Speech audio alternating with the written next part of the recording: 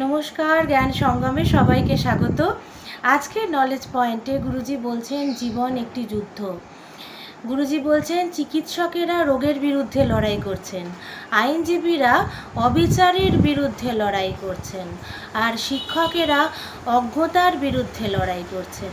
তো এই লড়াই করার ইচ্ছাশক্তি হারিয়ে ফেললেই বিষণ্ণতা বা অবসাদ গ্রাস করে। অর্জুন বিষণ্ণ হয়ে পড়েছিলেন এবং যুদ্ধ করতে চাননি। তার হাত থেকে ধনুক খসে পড়েছিল এবং আঙুলগুলো কাঁপছিল। কৃষ্ণ তাকে জেগে উঠে যুদ্ধ করার আহ্বান জানিয়েছিলেন। যুদ্ধ করার সিদ্ধান্তই আপনার বিষণ্ণতা দূর করতে পারে, ঠিক যেমন অর্জুনের ক্ষেত্রে হয়েছিল। ভারত বলে, হার না মানা পর্যন্ত লড়াই চালিয়ে যাও। প্রশান্ত বলে, আরেকজন ডিভোটি, তিনি বলছেন হার মানা নয়, নিজেকে সঁপে দেওয়া। এমনকি আপনার শরীরও একটি রণক্ষেত্র। এটা খুব সত্যি কথা। দেখুন, যখন আমাদের কোনো চিকিৎসা হয় তখন কিন্তু ওষুধ, ইনজেকশন এই সমস্ত যখন শরীরে চালিত করা হয় তখনও কিন্তু ডাক্তারদের কাছ থেকে একটা মানে কথা সবসময় আমরা শুনতে পাই, সেটা হচ্ছে যে রোগী মানে ফাইট করতে পারছেন, যার জন্যে শরীরটা ভালো হয়ে যাচ্ছে, ঠিক আছে। আর যদি বাই চান্স রোগী ফাইট করতে না পারেন, তাহলে কিন্তু সেই ওষুধ, ইনজেকশন কিছু কাজ করে না। তখন কিন্তু তাকে সুস্থ করে তোলা অনেক চ্যালেঞ্জিং সিচুয়েশন হিসেবে মানে দাঁড়িয়ে যায়।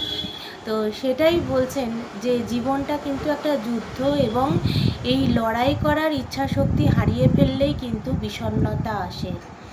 আমাদের প্রত্যেকটা সিচুয়েশনে, প্রত্যেকটা মানে চলার পথে সবসময় কিন্তু আমাদের এরকম একটা ইচ্ছা শক্তির, প্রবল ইচ্ছা শক্তির প্রয়োজন হয়, এবং সেটা হারিয়ে ফেললেই কিন্তু বিষণ্ণতা এবং অবসাদ গ্রাস করে। উদাহরণ হিসেবে শ্রীকৃষ্ণের ইন্সপিরেশন, শ্রীকৃষ্ণের যে মানে যুদ্ধ করার আহ্বান, সেটাকে বলা হয়েছে। অর্জুনের হাত থেকে ধনুক খসে পড়ার সেই অভিজ্ঞতার কথা এখানে বলা হয়েছে, এবং যুদ্ধ করার সিদ্ধান্তই কিন্তু বিষণ্ণতার দূর করতে পারে।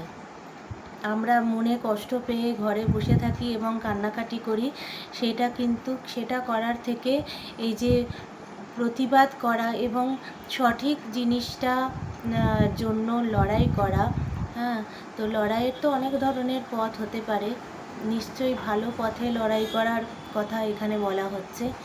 তো সেই যুদ্ধ করার জন্য সেরকমভাবে নিজেকে প্রস্তুত করতে হবে, এবং তাহলে কিন্তু প্রচুর বিষণ্ণতা আমরা কাটিয়ে উঠতে পারবো।